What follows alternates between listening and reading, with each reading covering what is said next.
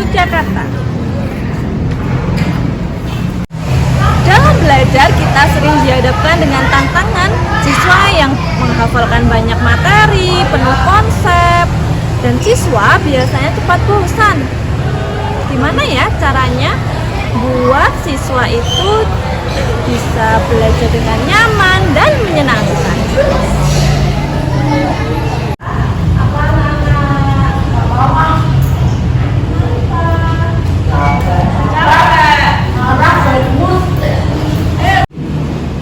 Jadi, bagaimana? Ini Mas Erlan ngapain ini di sini?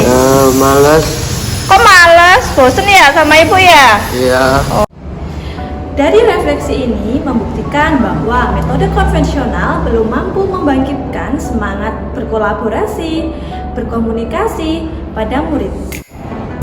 Tapi saya punya solusinya. Melalui praktik baik ini, saya menghadirkan pembelajaran dengan kolaboratif, kompetitif, dan sangat kekinian yang saya beri nama Social is Fun. Inovasi ini saya kombinasikan dengan metode Teams Game Turnamen dengan aplikasi yang canggih, kemudian aplikasi game edukatif, serta memanfaatkan kecanggihan AI pada Canva. Perencanaan pembelajaran memetakan dengan tes diagnostik kognitif digunakan untuk kesiapan belajar murid terhadap materi yang akan dipelajari diuji dengan tes materi prasyarat. Sedangkan untuk asesmen diagnostik non-kognitif bisa digunakan untuk mengetahui minat murid dan gaya belajar yang dominan. Hasil asesmen ini saya gunakan untuk dasar rancangan pembelajaran berdiferensiasi berupa pembagian kelompok belajar dan gaya belajar murid. Selanjutnya, saya akan mempersiapkan perencanaan belajar dan membuat media pembelajaran. Saya memanfaatkan fitur AI pada Canva untuk membuat media ajar visual dalam hitungan menit saja. Media yang menarik dan visual ini sangat penting untuk menyampaikan materi IPS yang kompleks, misalnya tentang kebutuhan manusia agar lebih mudah dipahami oleh murid. Langkah kedua, penerapan Teams Game Turnamen berdasarkan hasil asesmen diagnostik murid dikelompokkan menjadi secara heterogen. Murid yang berkemampuan tinggi menjadi leader yang bertanggung jawab memastikan semua anggota kelompok menguasai materi. Ini adalah diferensiasi proses yang kuat yang dimiliki oleh setiap murid. Setelah berdiskusi dengan kelompok, murid dapat mempresentasikan hasil kelompok dan diskusinya di depan kelas berupa proyek mind map yang mereka buat sendiri. Hal ini bisa dibuktikan bahwa dengan presentasi, anak menjadi lebih berani dan percaya diri, mampu menyampaikan pendapatnya, dan mampu berkolaborasi serta berkomunikasi yang baik. Langkah ketiga, puncak turnamen dengan Blue Kids Games. Ini momen yang paling ditunggu. Soal-soal kuis dari materi IPS kebutuhan manusia yang telah disisipkan dan disiapkan kemudian diunggah ke Blue Cat oleh guru. Melalui games ini, murid terlihat sangat antusias dan senang dalam melakukan proses asesmen. Tanpa disadari, melalui games ini, murid telah melakukan asesmen akhir pada pembelajaran IPS. Hasil perolehan skor individu dikonversi menjadi skor TGT untuk